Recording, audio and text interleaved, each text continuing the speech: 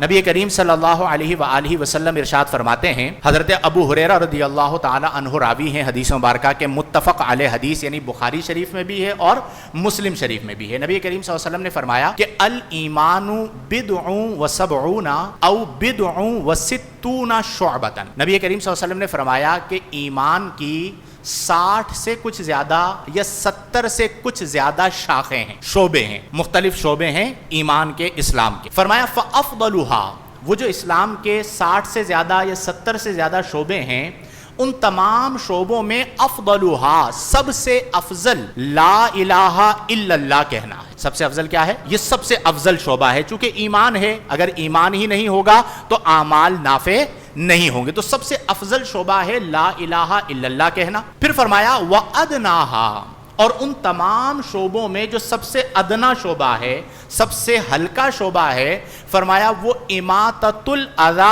عن الطریق، راستے سے تکلیف دہ شے کو ہٹا دینا۔ یعنی ہم سفر کر رہے ہیں، راستے میں جا رہے ہیں، کوئی ایسی چیز ہے جو تکلیف کا باعث بنتی ہے تو ہم اسے راستے سے ہٹا دیں کہ کسی دوسرے کو اذیت نہ ہو، تو اس پر بھی اللہ اجر دیتا ہے، اور یہ بھی ایمان کا سب سے ادنا شعبہ ہے۔ اس کے بعد نبی کریم صلی اللہ علیہ وسلم نے فرمایا کہ والحیاء، حیا کا ذکر آ گیا، والحیاء، اور حیا شعبۃ من الایمان، یہ ایمان کا ایک شعبہ ہے۔ متفق علیہ، بخاری اور مسلم کی متفق علیہ حدیث مبارکہ، یعنی نبی کریم صلی اللہ علیہ وسلم نے حیا کو الگ سے بیان فرمایا۔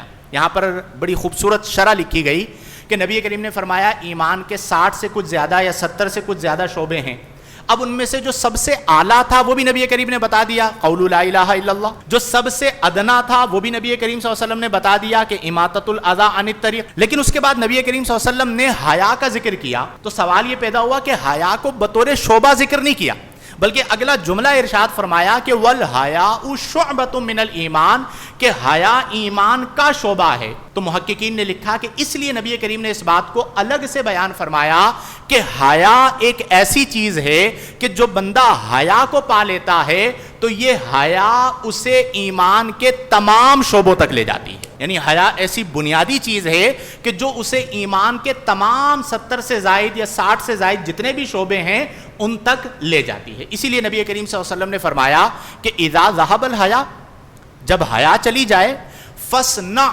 ما شئت، تو پھر تیرے جی میں جو آئے تو وہ کر۔ کیونکہ جب حیا اٹھا لی جاتی ہے تو بندہ بے حیا ہو گیا، جب وہ بے حیا ہو گیا تو کئی ایسے واقعات ہمارے معاشرے میں موجود ہیں کہ وہ تمام حدود کو پامال کر دیتا ہے، تمام حدود سے آگے نکل جاتا ہے۔ اب بیسیکلی حیا کس چیز کا نام ہے؟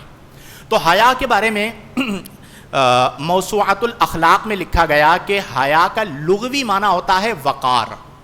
کیا معنی ہوتا ہے؟ وقار۔ ویسے لوگوں کا نام بھی وقار ہوتا ہے، آج نظر نہیں آ رہا وقار یہاں پہ مجھے۔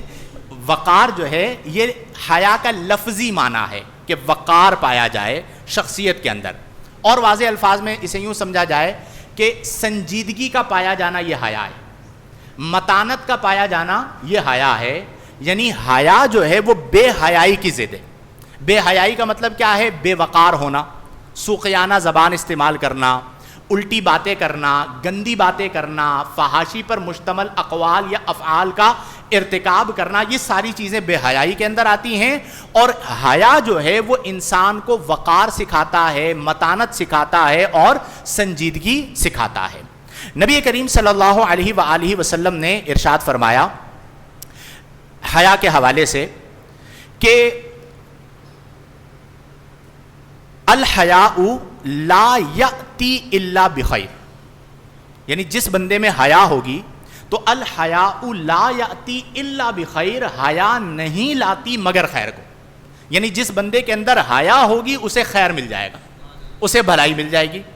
اور جس بندے سے حیا، ایک اور حدیث مبارکہ میں نبی کریم صلی اللہ علیہ وسلم نے فرمایا کہ الحیاء کلہ خیر، اور بعض روایات میں الفاظ یوں آئے کہ الحیاء خیر کلہ، کہ حیا کل کی کل خیر ہے، کہ جب حیا ہے تو بندے میں کل خیر پایا جا رہا ہے، اور جب اس سے حیا کو اٹھا لیا گیا تو گویا کہ کل خیر کو اٹھا لیا گیا۔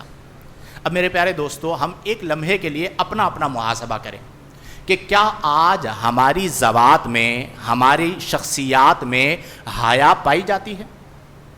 کہیں نہ کہیں وہ حیا کم ہوتی، چونکہ حیا کا تعلق ہے ایمان کے ساتھ۔ کس کے ساتھ تعلق ہے؟ ایمان کامل ہوگا تو حیا کامل ہوگی، اور اگر ایمان میں نقص آئے گا، بدعمالیوں کے سبب یقین کمزور ہو جائے گا، تو بندے میں سے حیا نکلنا شروع ہوگی، اور جیسے جیسے وہ حیا نکلتی چلی جائے گی بندہ جہنم کے قریب ہوتا چلا جائے گا۔ نبی کریم صلی اللہ علیہ وسلم نے فرمایا کہ حیا خیر ہے اور خیر جنت میں لے جاتی ہے، اور بے حیائی نفاق سے ہے اور نفاق بندے کو جہنم میں لے جاتا ہے۔